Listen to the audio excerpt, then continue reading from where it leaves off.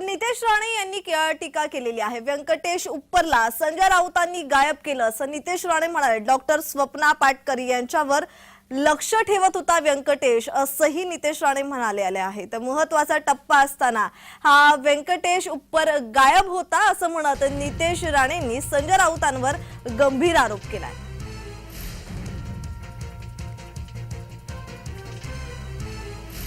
या व्यंकटेश उपरला डॉक्टर स्वप्ना पाटकरवर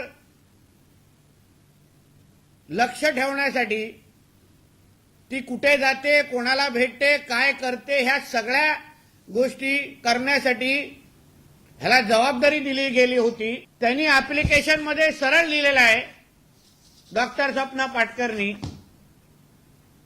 की संजय राजाराम राऊत